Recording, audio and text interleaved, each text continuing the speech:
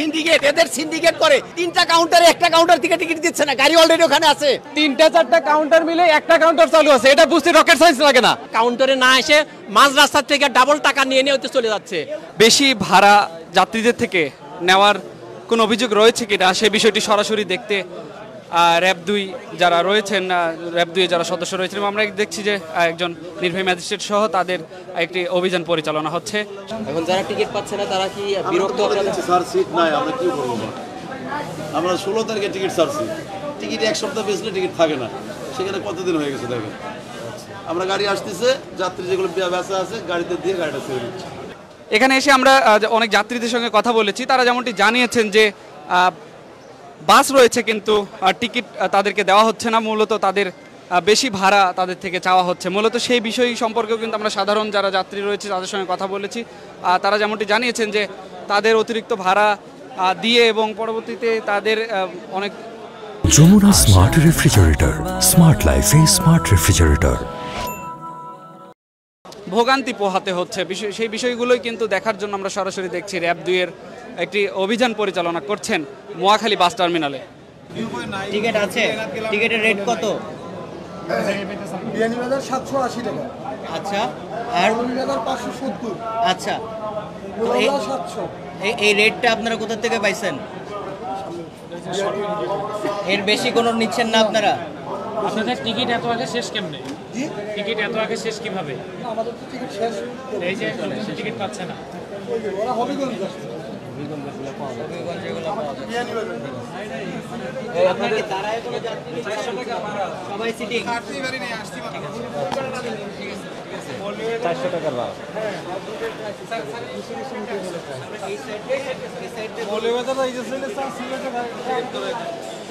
বেশ কয়েকজন যাত্রী জানিয়েছেন যে বাস রয়েছে কাউন্টারে, তারপরেও তাদেরকে টিকিট দেওয়া হচ্ছে না। অনেকেই দীর্ঘ সময় ধরে অপেক্ষা করছে মহাখালী বাস টার্মিনালে। ঠিক তারা এখানে অপেক্ষা করলেও এক প্রকার কিন্তু তারা টিকিট পাচ্ছে না বলে এই অভিযোগটি জানিয়েছেন।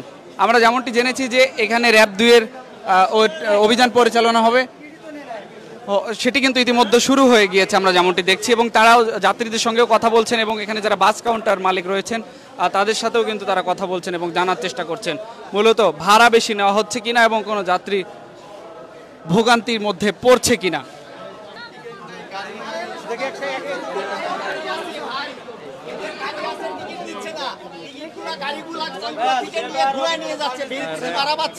ওইখান থেকে গাড়ি ব্যাক করে নিয়ে যাচ্ছে। 3টা ঘন্টা হলাম বাচ্চা নিয়ে ভুগতেছি। এদের গাড়িও আছে, একটা আমার ব্যাগ আছে এখানে, গাড়িও আছে, এসআইয়ের গাড়িও আছে, কিন্তু আমাদের টিকিট দিচ্ছে না। এরা গাড়িগুলা চান্দুরা থেকে ঘুরা নিয়ে যাচ্ছে, চান্দুরা থেকে ভাড়া বেশি পাচ্ছে, এখানে কাউন্টারে গাড়ি আর ঢুকতেছে না। দেখেন আবার এতগুলো এই পাশে আসেন, এই পাশে আসেন, গাড়িও আছে, টিকিট দিচ্ছে না। গাড়িওয়ালা বলতেছে কাউন্টার থেকে না ছাড়লে আমরা যাবো না। ঈদের সামনে তারা এই কাজটা করতেছে, তারা কাউন্টারে না এসে মাঝ রাস্তা থেকে ডাবল টাকা নিয়ে নিয়ে চলে যাচ্ছে।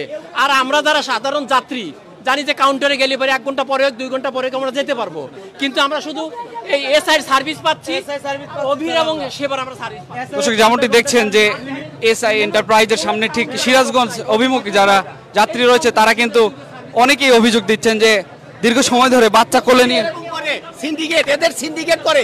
3টা কাউন্টারে একটা কাউন্টার থেকে টিকিট দিচ্ছে না, গাড়ি অলরেডি ওখানে আছে। দেখি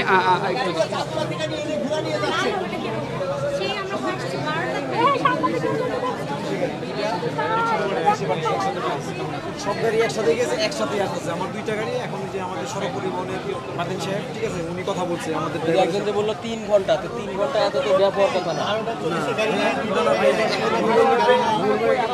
গুগল ম্যাপে ঢুকলে বোঝা যাবে যে রানিং একটা জাম আছে। এটা হলো গাজীপুরে একটা, গাজীপুর 27। মাত্র আমার ড্রাইভারের সাথে মাদিন সাহেবের কথা বলছে। সর্বশেষ কতক্ষণ আগে গাড়ি আসছিল আপনার?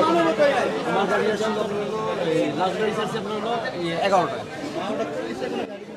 আপনারা কতক্ষণ হলে দাঁড়িয়ে আছেন? সকাল 10টার দিকে এসে দাঁড়িয়েছি, এখন 3টা বাজতেছে। কেন টিকিট পাচ্ছেন না কেন? ওই যে একটা মাত্র সার্ভিস দিচ্ছে এসআই, আর ওভি আর সেবা লাইন 2টাই বন্ধ। এখন এই যে অভিযোগ দিয়েছেন মূলত তারা কিছু জানিয়েছে? না, এখনো কিছু জানাই নাই। আপনি আমার ড্রাইভারের নাম্বারটা দিয়ে আপনি কথা বলতে পারেন যে ওরা কোথায় আছে। আমি বলতে পারি না সেটা তো জানার তো বেশি জরুরি না তাই না এই জিনিসটা জানার জন্য ঠিক আছে এই জিনিসটা জানার এসআই যেখানে নিয়ম মানে আমাদের গাড়ি বেশি আর আমাদের 11টার ভিতরে দুইটা অলরেডি গ্যারেজে এদের কতক্ষণ পর গাড়ি দুইটা বিষয় গেছে গাড়ি এটা তো এদের তো 1 ঘন্টা গাড়ি আসে না না ওনাদের গাড়ি বেশি আমাদের গাড়ি 5:20 পর্যন্ত লাস্টিং হয় আমাদের গাড়ি কম তারপরেও আমাদের গাড়ি দুইটা গ্যারেজে আছে পরের গাড়ি আসবে কখন এই যে আসতেছে গাড়ি একসাথে 4 গাড়ি আসছে আমি তো আপনাকে টিকিট দিব না এখন আমি গাড়ি আসতে তারপর টিকিট দিব সবাই লাইনে ঘন্টা দাঁড়িয়ে থাকবে আমি যদি আপনাকে টিকিটটা দিয়ে দেই এমনি আপনারা সহ্য করতে পারতেছেন না পরে যদি আমরা টিকিট পাইলে তো অন্তত সিটে বসতে পারি আমরা কি 6 ঘন্টা দাঁড়িয়ে থাকবো গাড়ির জন্য বলে আমার গাড়িটা যদি আপনার আব্দুল্লাহপুর যদি আসে 1 ঘন্টা দেরি হোক না না তিনটার গাড়ি 4টাই যাক আমার গাড়িটা যদি আব্দুল্লাহপুর এসে যদি ফোন দেয় যে ভাই আমি আব্দুল্লাহপুর আসছি ঠিক আছে তারপর আমি আপনাকে টিকিট দিব 6টাই যাক কিন্তু আমাদের টিকিট দিলে আমরা বসে থেকে পারি না আমি আপনাকে টিকিট দিতে পারবো না আমরা কি পারবো না আমার কখন গাড়ি না আসবে না আমার গাড়িটা ধরতে পারছেন না টিকিট দেওয়ার পরে কিভাবে করব গাড়ি আসবে গাড়ি আসবে যখন গাড়িটা তখন গাড়ি আসবে 12টার থেকে দাঁড়িয়ে আছি এখন 3টা বাজে তাহলে গাড়ি আসবে গাড়ি আসবে আর কত গাড়ি আসবে কবি কিন্তু এবং তো নেই কবি কাউন্টারে কোনো লোকই আসতেছে না সেবা তাও একটা দিছে কিন্তু আপনারা কতক্ষণ হলে দাঁড়িয়ে আছেন 11টা থেকে 11টা থেকে একটা গাড়ি দিয়ে কি লাভ ভাই এখানে কৃত্রিম সংকট করে রাখছে বুঝছেন এখানে কৃত্রিম সংকট করে রাখছে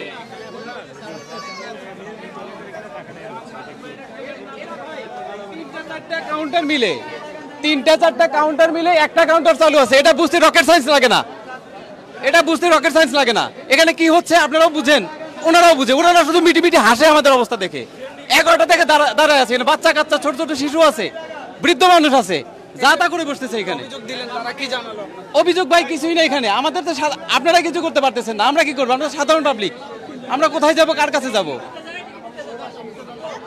সবাই শুধু সলিম বুঝ দিয়েছে চালায় দিচ্ছে এখানে কেউ কোনো সমাধান করতেছে না আমি আপনাকে একটা কথাই বলছি যে 3-4টা কাউন্টার মিলে একটা কাউন্টার চালু আসছে এটা বুঝতে রকেট সায়েন্স লাগবে না এটা খুব সাধারণ বিষয় কিভাবে হচ্ছে কিভাবে এটা সিন্ডিকেট তৈরি করে রাখছে এটা আপনারা বুঝতেছেন সিরাজগঞ্জবাসী পুরো জিম্মি হয়ে আছে এদের কাছে আমরা স্বরাষ্ট্র উপদেষ্টা স্মরণাপন্ন হচ্ছি সিরাজগঞ্জবাসীকে এই ভোগান্তি থেকে উদ্ধার করুক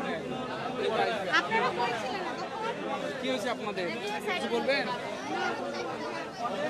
দর্শক যেমনটি দেখছিলেন যে এখানে সাধারণ যাত্রীদের কিন্তু ব্যাপক অভিযোগ রয়েছে বাস কাউন্টার মালিকদের বিরুদ্ধে যে বাস রয়েছে কিন্তু টিকিট তারা দিচ্ছে না কেউ সকাল 10টা থেকেও দাঁড়িয়ে রয়েছে এখানে কিন্তু তারপরেও টিকিট পাচ্ছে না রান্না করার পরে যারা আসে তারাই তো পায় খাবারটা এটা তো আমি আমিও আসতে পারি আরো আসতে পারি যেই আসবে সেই এটা মেইনটেইন করে কে আমরাই করি আমরা যারা আছি তাহলে তার নামে কেন উঠান আমরা তো খাবারটা তার নামে উঠান তারা তো কোনো